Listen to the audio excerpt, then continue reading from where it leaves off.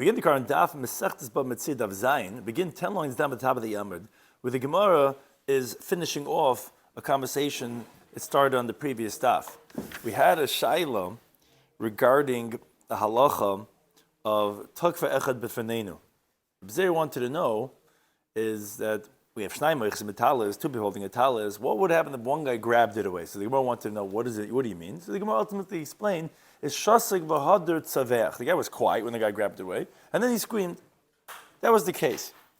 Then the Gemara said, okay, if you say that if the guy grabs it away, we don't take it away from him, what would happen if he didn't grab it, but he was makdish it? So the Gemara says, let's bring a raya, and this was on Bava Metzia from the case of the masusa, of the bathhouse. There were two guys disputing a bathhouse, and one guy made it hektish. So what happened was that the rabbis stopped going to that bathhouse. So they asked the shaila, and Rav Nuna said, what do you mean? It's a Mishnah Mesechtes Taharos. What's the Mishnah Mesechtes Taharos? Mishnah is talking about, at least the way the Gemara understood originally, talk for koyin. If the koyin would grab it away, you wouldn't take it away from him because it says a. And when he doesn't grab it away, what's the halacha?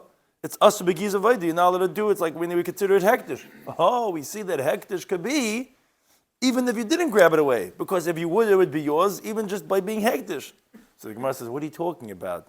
There's a big difference between the guy trying to be makdish something, which if you didn't grab it away, you can't because it's not yours, and the halacha b'char, which is automatically an isser, and it's that halacha itself that, so even if you said that we would take it away, even so it would be also begiz v'avayda, so therefore there's no raya at all to enter the case of Masusa from the Mishnah Mesechtes Taharos. And that's what the Gemara brought a raya that, Rabbi, your interpretation is correct. I'll bring you a raya that the halacha is tak v'koyin mitzinos miyadoi, and therefore it's totally not a raya that, ein mitzin, and therefore you see that, if you take it and we'll let you keep it, so therefore hektish would also work. That's what we thought we'd say raya. No, I'll bring you a raya that taka, what you're saying is correct, that it's not true, it's not approved, because, and this was a little bit more complex, that regarding the halacha of hasekes nechnas and ladir l'saser, and the Gemara proved that if you would hold tak v'koyin ein mitzin yadai, then it would be at least in the bechina of a suffix, and the suffix would not be allowed to go in because it's a siri vadia merachmana, only that was what we said in the top of Zayin and Al, only a definite ma'aser, not suffix, and therefore must be that it's not even a suffix, because or else you wouldn't even have it nechnas and ladir. That was the end of that. Now the Gemara is going to circle back to say, okay, so what was the halacha at the end with the masusa, with the bathhouse, because you didn't resolve it from the halacha of the Mishnah Mesechtes Taharos. You thought you would prove it from the sugi of takva kayin to say that, that since he would grab it, he would be able to keep it. So now hektish would also be there. That was not a raya. So what actually is halacha? That's what our Gemara is going to continue with that right now. Shiur corresponds to B'Kazach and Cheskel. Turn to Daf Chaim. Pishon turn to today's Daf. Shebeischos v'Chaim and Yisrael throughout the entire world. So discussing today's Daf are the halacha of hektish regarding gezel b'lo yisrael shabayim. If someone steals something and only didn't give up hope, that and similarly, kol mamish en yochel etziba diyanin. That what's the halacha? Could a person be makdish something at that point? We'd say by gezel b'lo yisrael shabayim, neither one of them could, because one is not his, and the other one is not in his domain right now. The halacha of yachleiku, which is zen noitel and makom sheyadam agis, the Gemara brings a brayse actually says the halacha of a Mishnah differently. Although in our Mishnah we say that yachleiku, in the brayse it's actually quoted that each one takes up until where his hand reaches, and then the rest is yachleiku. And then even a talis musabas cholkin, even if that when you have a golden you have gold on the talis, where even the koi the hava mitzi or mikra b'gabed even if it's in the middle and it's closer to one of them, we won't say that okay, fine, we'll split in the guy who's closer to that, where he's holding on to it, get that half. We'd say no. Who said split it that way? Maybe split it the other way, and then we'll each get half of it. And L'dmei, the Gemara explains that Yachleiku always refers to a monetary rather than physical division. It doesn't mean they actually take the talus and take a big scissor and they cut it down the middle. It means that they sell it and then they split the monies, because obviously splitting the talus in half would be a huge loss. The halacha of Shnai Maduka Mishtar, which is the case of that they're holding on to, and that's what the Gemara says, that what they have in their hand is theirs. The Gemara brings a discussion regarding if the borrower admits that the document that was written is true, do you still have to authenticate the document or not? And the halacha of Chashin L'Parayin, are we concerned when we find the document that maybe it was paid, or are we not concerned that it was paid? So we begin Daf Zayin and Aleph, 10 lines down from the top of the Yamud. The Gemara concludes Mahava Allah de Masusa. which was on the top line of Bava Metzia, what was the conclusion with the bathhouse? What is the halacha? No one answered the question yet regarding when these two guys are fighting over the bathhouse. He's saying it's his, he's saying it's his, and one guy was makdashit. What's halacha? Tashma says, let's bring a raya.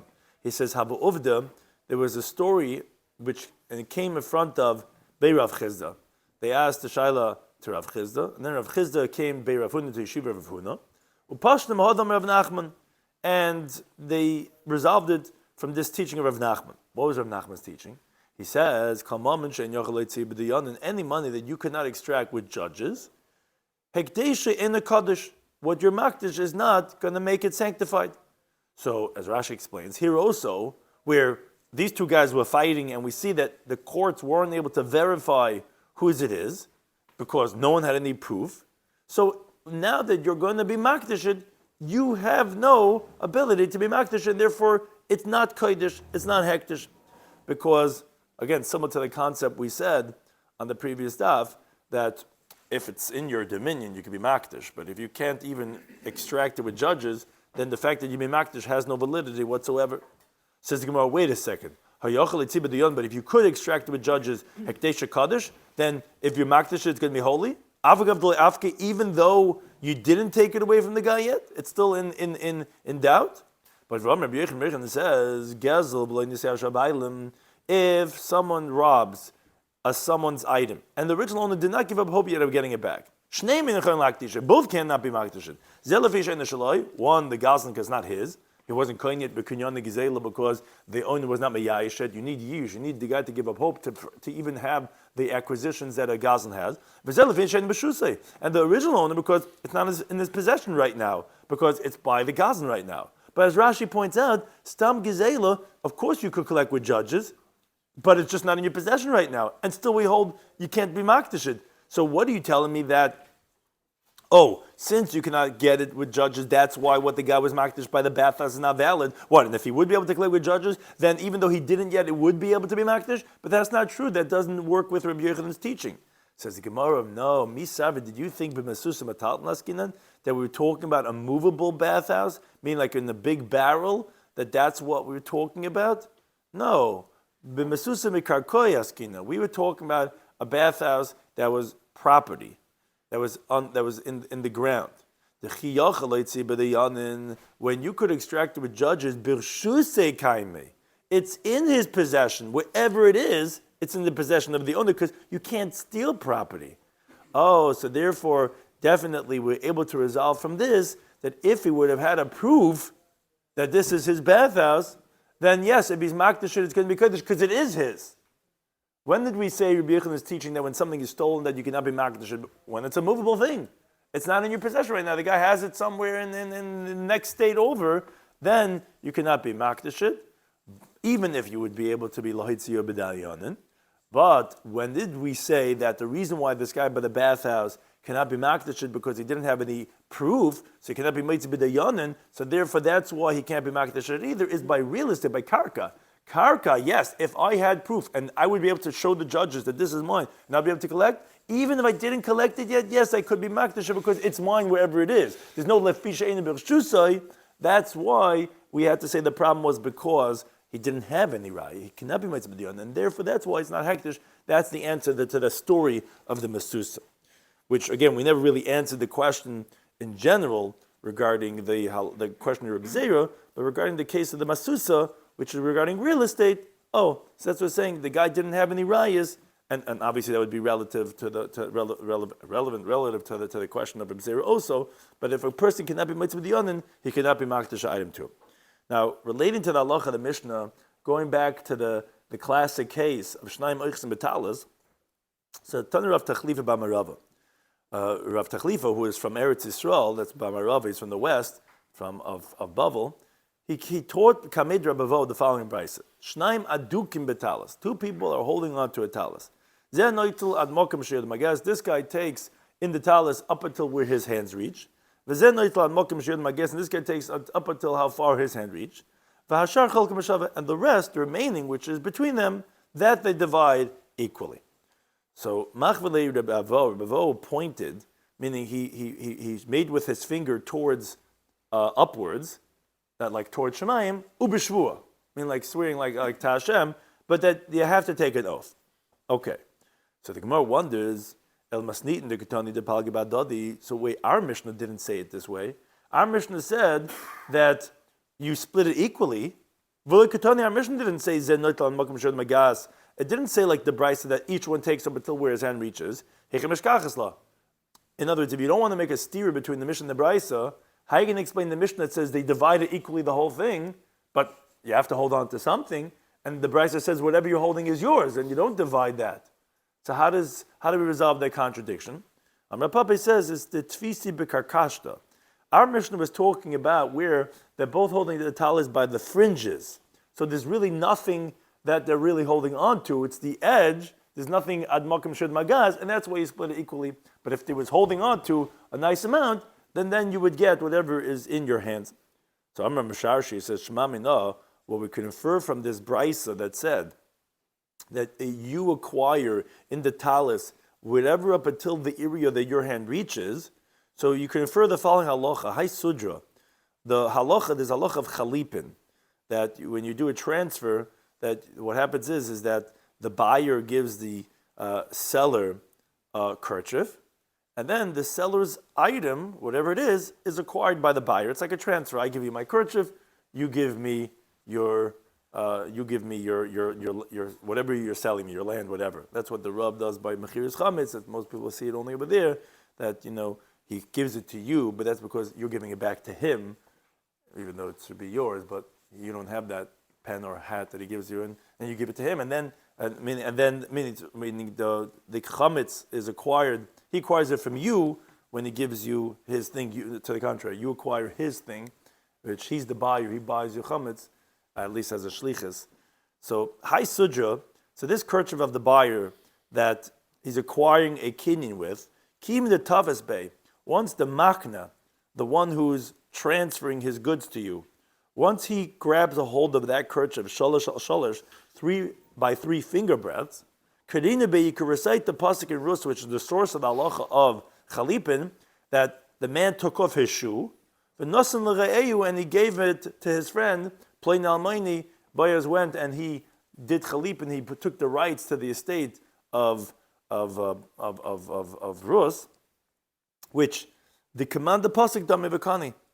Meaning it's as if that he already got the whole thing, and the seller is kaina, and the sold item is acquired to the buyer automatically. Because as Rashi points out, the reason why we're picking sholosh al sholosh at tzbais is because you have to have that the buyer is giving the seller a kli, like it says in Rus that he gave his shoe. Less than 3 finger breadths is not a beged, as we find the lachas of tumah. But as long as you have that amount, even though you don't have the whole thing, that's enough. Because as we see in the halacha of the brisa, that you acquire ad makom shud magas, you see whatever it is that you're holding in your hand is enough. So really it should be even a mashuhu. But the reason why we're saying shalosh al shalosh, Rashi explains, is because it's not a beged then, you're not really giving anything. But you see that you don't have to give the whole thing. The thing, whatever your hand is holding on to, would be enough for the acquisition of chalipin. Okay, but now the Gemara has the following question. Why is this any different from the halacha of Rav Chizda? Which is, Rav Chizda, he says the following halacha. He says, get biyada, if, let's say, the woman has a get in her hand that the husband gave to her. But a meshicha, there's a string that's tied onto the get, biyada, in his hand. This guy always did slapstick. This guy can't resist. So he has the, that string that he has, he gives her a get. And now the halacha is like this. If he has the ability with that string, that yachal natkoi, that he could snatch out the get from her hand, ulavia etzla, and to bring it to himself, in the mugudeshes, she's not divorced. Which obviously we see that it's not quote unquote a nesina, it's not like given to her yet, because he could pull her back. But if not mugudesh, she's divorced. So I don't understand, says the Gemara. If you're telling me that once the person has even a minute amount, they already acquire it, so here she has the whole get, and because he could pull it back, you weren't mekayim v'nasan b'yada, you didn't give her the get. What's the problem? Why shouldn't it be valid? Which Tais actually has interesting on the bottom Taises, like he says that it seemed that if her hand was open when he gave the get in her hand, and then the string remains in his hand, and then she snatches it, that if he would pull with the string, he wouldn't be able to bring it to himself, she wouldn't be divorced, because when he put in her hand, before she closed her fist, he could have dragged it, he could have schlepped it himself, and her closing of her fist, he didn't do, she did it. So that's like the halach of tli gitich magabe karka, that she should not be divorced because that doesn't qualify for nasa miyada. Over here that we're saying that if he cannot bring it to himself, she's divorced, is where her hand was already closed-fisted, and he pushed it into her hand forcibly, where if he would pull with the string, he wouldn't be able to bring it to him. Or as Rabbeinu Tam explains, that if the get is so heavy that if he wants to pull it, the string would tear, then she's divorced. And then we're talking about her hands open and then not even tight-fisted, and she didn't do anything, because if she closes her fist, that's her action, not his action. But Al-Kabbalah, the Gemara is asking, I don't understand. There seems to be a contradiction. You're telling me it's enough to be Mekayim, like when you're doing Chalipin, to put it just in their hand a little bit. Oh, it's already a Kinyan. You gave it to them. And here, when you put the whole get in their hand and they could pull it back, that's not considered as in the scene. This is Gemara. Yes, they're different. Why? Hasam over there in the laws of get, krisis binan. You need a total separation from the husband and the wife. That's it. Their relationship is over, it's severed. Veleki, you don't have that because they're still connected with the string. Therefore, that's why it's disqualified. Over here in the Sinabin, all we need is that when it talks about the halacha of the chalipin, we just need benasan l're'ehu. And you have that. You don't need to have a creases. You can still be connected. And therefore, that's why they're fundamentally different. Now, going back to the halacha of our Mishnah again, Amar Rava, he says, in other words, even if there was gold on the talis, it's a whole next level for the talis, Chalkin, they split it, the golden atuda that they had. Says Pshita, isn't that obvious? Who cares if it's gold or regular? What is the chiddush? No, we needed the koi dahava bemitzi. Talking about that the gold was in the middle. So the Gemara says, that's also obvious. Again, what's the chiddush? So we needed the mikra, meaning it was closer to one of them if you look at the midpoint. So Ma'udatim, what would you say, Damalei, that this guy who is closer to, they're grabbing on the talus, right? And we say we split it down the middle. So the gold is closer to me. So Damalei says, Palikach, he says, so let's divide it along its width, which would make sense. You have two people grabbing, you say, okay, the roof comes and he cuts it down the middle, so you get half and you get half. And the gold is going to go to the guy that it's closer to. And that's the chiddush. The Amalei, the other guy could tell, my chazda Palikachi, who said that we should split it along the width? Palikachi. We split along the length. Split along the length. That golden atura there that was there in the middle of the talus there, that only the Rebbesh ones or the Rebbesh Einikal has in the middle over there, which closer further down, that you got that half. No, we're going to cut it along the length. On the length, we're both going to get from the gold. And that's the chiddush, that you make a tesa, and therefore they're going to divide. Again, we're going to explain that really don't actually divide the talus itself, but you would say that let's look at it and view it as if the half that I'm holding on to is the part with the gold. And we say, no, that the division doesn't necessarily happen along the width, it could be along the length. So I'm learning a brayso, continue on this theme. Shnai madukim b'shtar. So you have two people holding on to a document, meaning the lender and the borrower are both holding on to the document. What are they saying? Malva Eimer, the lender is saying shalihu. It's mine. V'nafla mimeni, but it fell from me. Umitzasev, and I found it, and this is critical as we'll explain regarding that it fell, and then I found it. But it's mine because I lent this guy $100 and he owes it to me. The borrower is saying, Shalchahu, you're right, it was yours, but a parativ lach, I paid up to you, and you gave it back to me, and it fell from me. Which this is really, we're talking about this, like Batala, each one is saying that it fell from me, and now they're both holding on to the shtar. So what's halacha? It's actually a four-way machlokes, and it's a little bit complex. So let's see one by one. What do you do? Again, they're debating regarding the shtar, whose it is. So the first opinion says, Yishkai mashtar b'chisam of divi Rebbe. Rebbe says, okay, let's verify the documents, the signatures, which the Gemara assumes at this point, what it means to say is that if the shtar is kosher, we're going to verify the signatures that they're going to say, oh, this is our handwriting. Okay, then it has its chazaka, and then it's a valid document. which would sound like that you give it to the lender to collect the debt that's owed to him from the bar. That's opinion number one. Shemim Lila. He says, no, Yechleiku. He says, no, they divide it. That the lender is claiming it's his, the bar claims it's him. So the bar will only owe half to the lender. Opinion number three, Nafali Adain. This is actually, meaning these are two opinions. That was one case, really. The next two opinions really on the next case. Nafali Adain, which at this point the Gemara understands is like literally, if it fell into the hands of a dain, that a dain happens to be walking the roof with his long beard, he's walking in the street and he finds this star of a loan. If he finds it, lo yitzir lamas, then it can never be taken away from him forever. Meaning the judge will always hold on to it forever. Which later on the Gemara on Amud Bey is going to ask, why is the dain any different than a regular person? Why? Because the dain finds it suddenly. Is it lo yitzir lamas? Why would it be dafka dain? The next opinion, Rabbi Yisrael, says, no, harei b'chatzkasai. It retains its prior status, and it's assumed to represent an outstanding loan. Those are the four different opinions, meaning the two different cases with two machlekes on these cases. So Amar, the Gemara goes back to explain. So we had Rebbe who said, when you have two people holding on to the star, the malva and the leiva, malva is claiming it's mine, it fell from me, and I found it. The leiva is saying, no, I paid it up, it was mine, it fell from me, and now they're both holding on to it. So Rebbe said, okay, verify the document with its signatures. Says the Gemara, I don't understand. What is Rebbe trying to say? Well, you tell me that the lender's now going to collect the whole debt? Well, doesn't he hold that the halacha of our Mishnah opens up this mesechta we told until now? Two people holding on to a talis. So why would he disagree with Shimon Gamliel, who says Yachleiku? Why would he say that you give it to the lender? Samar Rav Nachman, he says, you're right.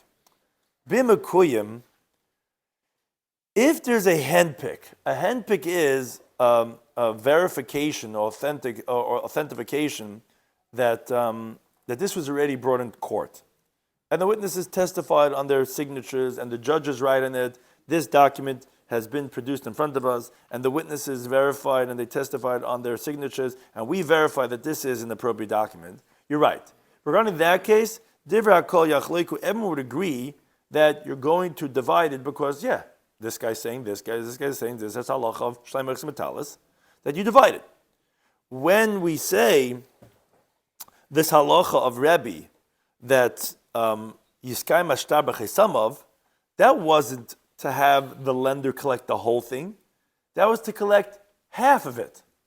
So what was the machlekes? Ki pligi, the machlekes is b'she'ein makuyim. When the document was not verified yet. Rebbe held that even though the borrower is moed b'shtar sheksavai, he agrees with the document that it was written. Which that's, even if you read the words of the Brisa, he was saying, shalchahuv. He said, but a parativ, he agrees that this document was written and that he borrowed money. Still, Rebbe holds, tzarech, the lender needs to be l'kaima, he still has to verify with his signatures. Because even if the document was in his hand, the borrower is believed to say, paratzicha, I paid you up. So, therefore, v'imakaim lei, that's what Rebbe is saying, Yiskay Mashtar B'Chesamav was just trying to say, if he verifies it, then public, not that he gets the whole thing, then you'll get the half. But if he's not going to verify it, loy polig. Because even if it was all in the hand of the lender, the borrower is believed to say, I paid you. My timer, what's the reason? Because as long as it's not verified, it's just an earthenware shard, it's like a piece of paper. Man kamash who's making this into a document? It's the leiva. It's the borrower. When he admits that it was written, he's making it into a document because it's not verified. But how come the priya? But he's saying that I paid it up.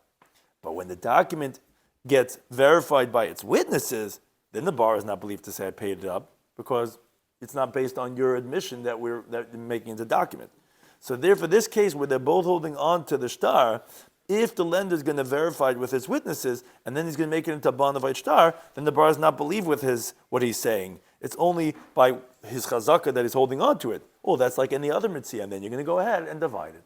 So Rebbe wasn't saying that you'll get the whole thing. He's saying, if you mekayim the shtar b'chesama, then you'll get your half, the lender.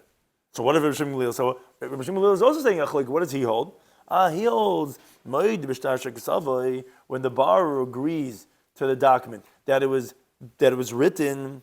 Once you admit it to it, we don't have to verify it. So even though he does not authenticate it, even if the borrower is saying that it was paid up, he's not believed because it's already verified, and therefore you're going to say yachleiku. That's the machlekes Rabbi Shloimy Schwartzberg. It's in a secondary halacha regarding if moed b'shtar sheksav it's l'kaim or not. Okay. Then there was a second case in the brisa. Nafali Adain, who says if it falls into the hand of the judge, lo yitzei lames, then we're not going to take it away from the judge ever. It's not going to anyone. Says the Getintam and Beis, says the Gemara, Maishno li Adain. Well, what's this Andrish Deruv, the Dayan, than some other person because he happens to find it, suddenly he takes on the whole new halacha? So my Rabbi says, no, hachi kamar. This is what the Bryce is saying. The achar, someone else, that's not the borrower or the lender, shemasa shtar shenafal, that he finds a document that had already fell, so to speak, doesn't really mean fell, liyadayin, to the hand of the judge. What does it mean, it fell to the hand of the judge? It means vehechidami. What does that mean, nefila, that it fell to the hand of the judge? It just means it was already dechsiv behenpik. The judge had already wrote on it an authentication that this is a valid document. That's the type of document that now someone else found. Nafali Adain doesn't mean now the judge found it. The Ruv was walking by and he found it. No, it already had been Nafali Adain, meaning it came to court and it was already stamped with the stempel that we verify that this was already authenticated with the witnesses. And now someone else finds it. Oh, that's where lo yitzir lames. That's where we're not going to take it away from this other person who finds it. Not the borrower's going to get it, not the lender's going to get it until Yah Nabi comes or until witnesses say they saw from who it fell. And as the Gemara explains, because it's really v'loy mebaya. I don't have to tell you loy kasabei hempik, that if there wouldn't be any authentication on the document, the iklemen where you could say kasab levos v'loy lava. Maybe the borrower had written it to borrow, but he never borrowed. So we don't even know if this was ever it was ever given to the lender in the first place. So of course we can't give it to the lender. Ella, meaning again, because remember someone else is holding this document. When the Malv and the Lev are both holding it, okay, we say yachleiku. But when someone else found it, we're saying a chiddush that forget about it. If there was no hempik, if there was no authentication, so maybe the borrower, as we'll learn on the bottom of the Amud, that the borrower is allowed to go ahead and write a document without the lender, because like if in case he needs to borrow, he'll have it ready. Maybe it was never even given to the lender. So for sure then you're not going to give it back to the lender. Elafila kazabe hempik, which is a really critical word, that even if a hempik was written, the Mekoim was already verified, lo yachsu, you're still not going to give it back, says the Tanakama, you're not going to give it back to the lender because the cheshinan leparayan. We're concerned that maybe the borrower is true what he's claiming, that already paid it up, and therefore we don't know, so how can we give it to the lender? Therefore, it's Achiyah B'Eliyahu. But Rabbi Yisrael, his words are Harei B'Chaskasa. He says, no, it's presumed to represent an outstanding loan. Why? Because we're Cheshin L'Parayin. He says, we're not concerned for payment, because when someone gets a document paid up, and when he gets the document back after he pays up, right away he tears it up. He doesn't hold on to it. Why would you hold on to it? The document shows how you owe someone money. You get it, you shred it, and that's it, you're done. If we're finding a document, it's presumed it's from the lender, and therefore we're going to give it back to the lender, and if it's verified, and we're not going to say that maybe it's from the borrower. So that's the machlekes regarding the second halach. Again, it doesn't mean nafali adayin that the dayan finds it. It means someone finds a document that was certified by the court. Tanakama says, no, the finder shall keep it forever, because if there's no hempik for sure, because it might not have been a loan in the first place, and even if there is a hempik that we know that it was given at one point, we suspect that it was repaid. Rabbi Yisrael no. Rabbi Chizkiah, we're not concerned that it was repaid.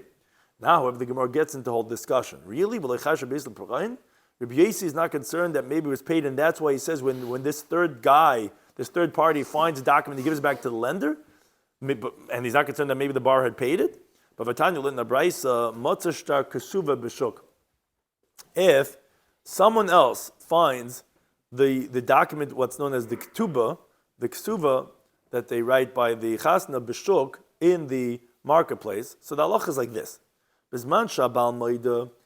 If the husband is admitting that he never gave her ksuba yet, never paid up to her, so yachzal isha. So you give it back to the woman, right? The woman's always hiding her ksuba somewhere on the top of the pantry, whatever, making sure she has it, she knows where it is. It fell from her, they moved, whatever, got lost. He admits, he says, yeah, I never paid her. So you give it back to her. But if the husband's not admitting, he's not agreeing, he says, no, I actually paid her a ksuba, and the ksuba fell from me. Okay. Then says the Tanakama, lo yachzal lo yelazeh v'lo yelazeh. Then you don't give it back, not to the husband, not to the wife. We don't know. It's similar to the halacha of the brayso that we just brought. But the problem is like this. The steer is on Rabbi Yesi. Rabbi Yesi, he says like this. If she's still living with her husband and she's not divorced, yachzal isha. Then you give the ksuba back to the woman because a man doesn't pay up his wife's ksuba before they get divorced. But Nisamrlo in this garsha, if she was widowed or divorced, then lo yachzal lo yelazeh v'lo yelazeh. Then you don't give it back not to the woman and not to the husband. Wait a second. You don't give it back to the woman? Isn't Rabbi Yesi, didn't we just establish Rabbi Yesi is the one who says, Harei b'cheskasai, and we're not concerned for Parayan, and that if there's a document that says you owe me money, we're assuming it's from the one that's owed the money? That's what a ksuba is. A ksuba is that in case of divorce, that the woman's going to get a certain amount of money. So if the husband got it, he would have torn it up and thrown it into the garbage so that she cannot collect with it ever again. So shouldn't Rabbi Yesi say that if she's Nisarman and Garsha, that it goes to the woman? Why is he saying Lo Yelazeh V'Lo Yelazeh? That contradicts what we just quoted Rabbi Yesi in the previous brayso. Says the Gemara, you're right. What you have to do is epuch. You have to switch around the opinions of the first brayso.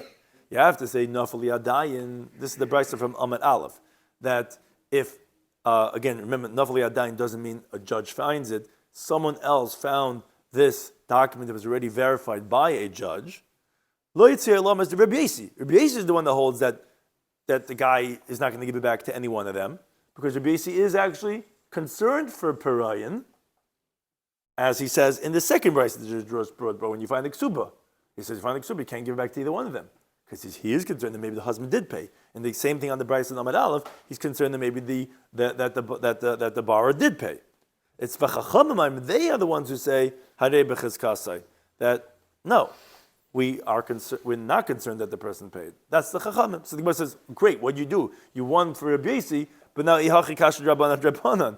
Now you have a difficulty with the pin rabbanan, because you tell me that rabbanan say that you don't return it, but in the previous brayso, you're quoting me as saying that they do return it because you're switching them to the opinion of Rabbi Yesi. It's a little bit of halt and cup, and Tosfos even discusses why the Gemara ultimately has to not go with Rabbi Yesi. But it says the Gemara like this, it's not a difficulty. You know why? Because forget about what we just said. Shtar Ksuba, this second brayso, is actually not a machlekes. We had quoted it as a Tanakama, and Rabbi Yesi Aimer disagreeing. It's not true. Kula Rabbi Yesi. That brayso is all Rabbi Yesi. There's words missing from the brayso, and what it should say is the following words. There's no Tanakama, so there's no contradiction in the Rabbanan. It's like this: in a Bal Moida, if the husband does not agree that it's owed, that the ksuba belongs to his wife, so the halacha says the brayso, it's one tana, lo yachzal lo yelazeh v'lo yelazeh. You don't return it not to the woman and not to the man. Now, but when we say this, shenas armel or shenas garsha, if she was widowed or divorced, but if she's still married, then of course the Yachzal Isha are going to give it back to the woman, because no man pays up the ksuba when they're still married. Share Rabbi Yesi, it's not Rabbi Yesi, but it's not Rabbi Yesi disagreeing with the Tanakama. It's that because Rabbi Yesi says, when she's still married, Yachzal Isha give it back to the woman. Nesarmal in this Garsha, we got widowed or divorced, you don't give it back, not to this one and not to that one.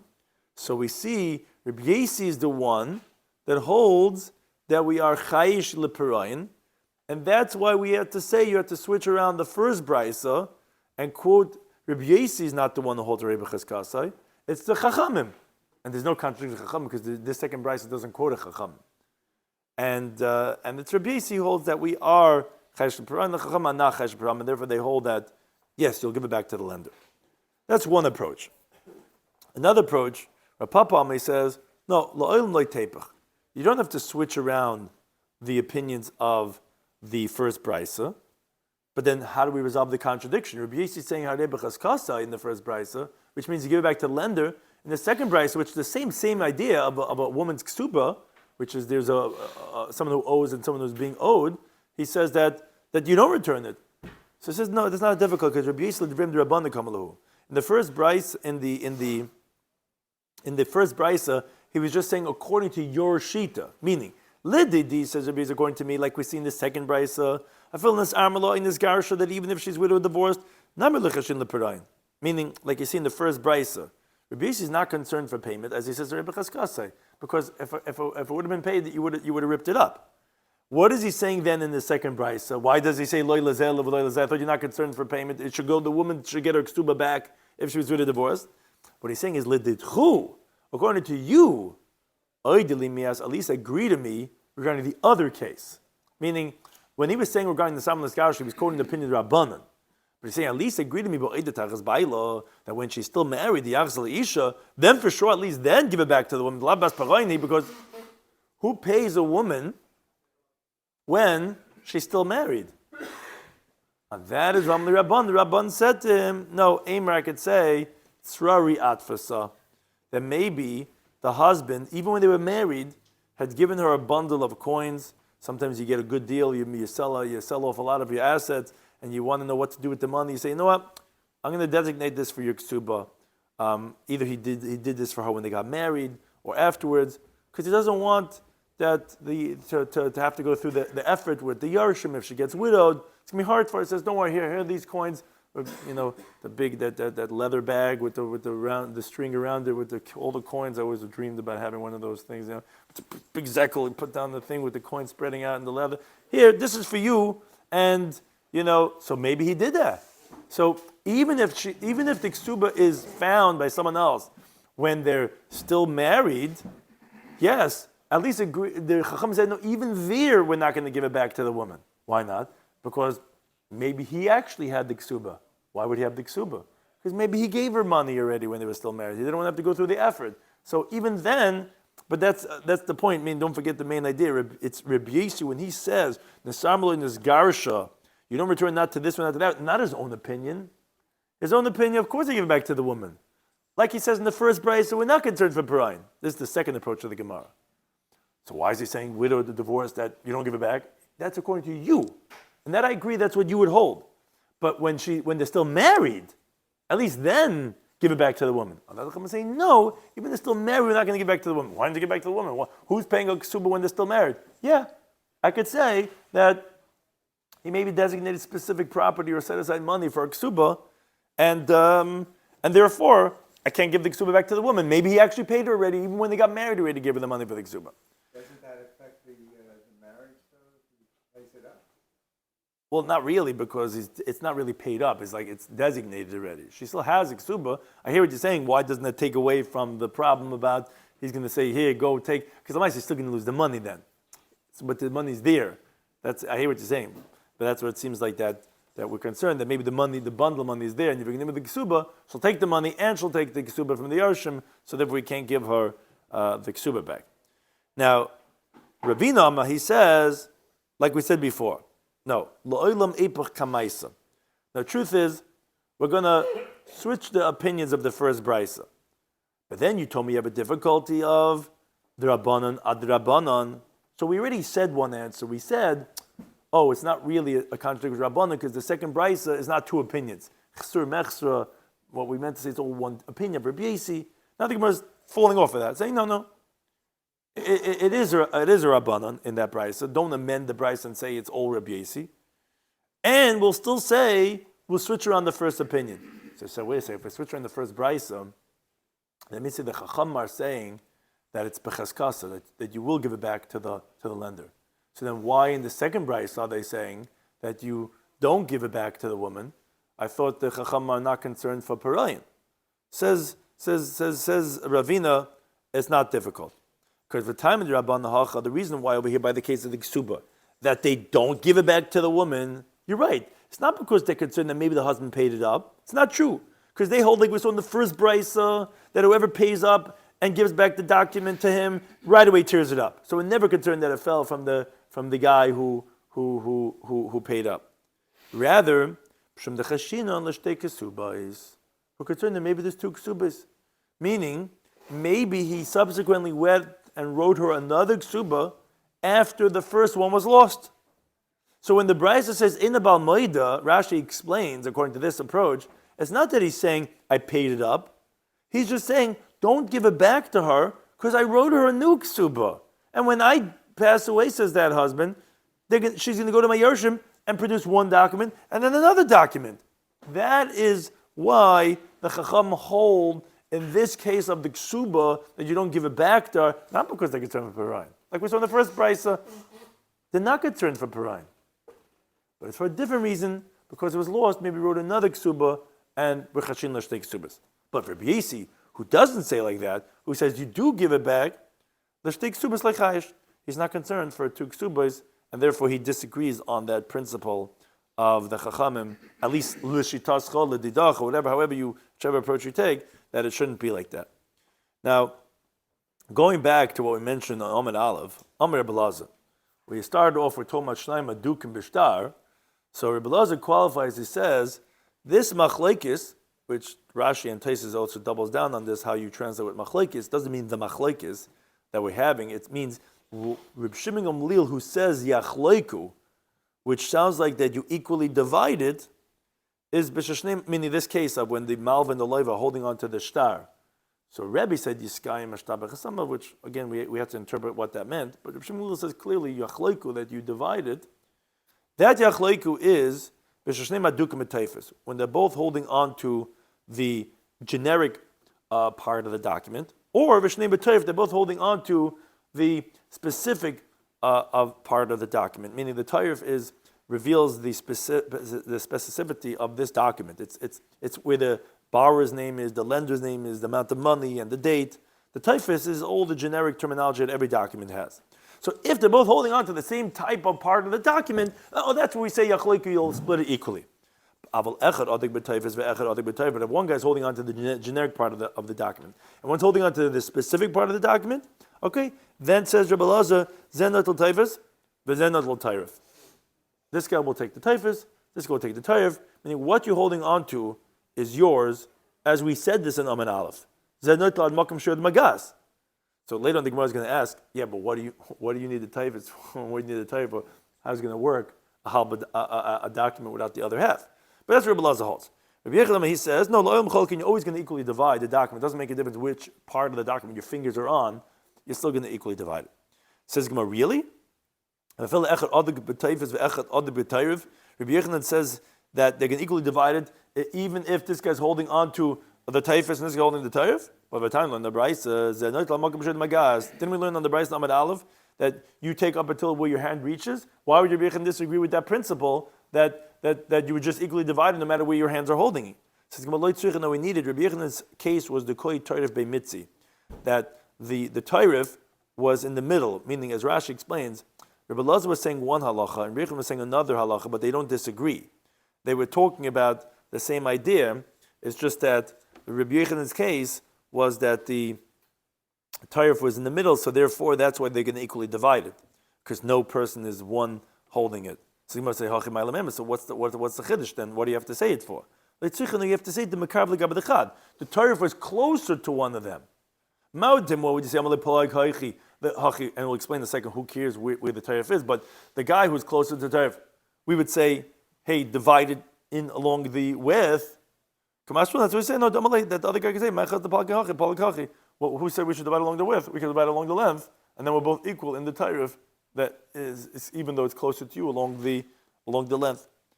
So now the Gemara, however, clarifies this machlekes. He says, according to Rebbe Lazar, Dama that he says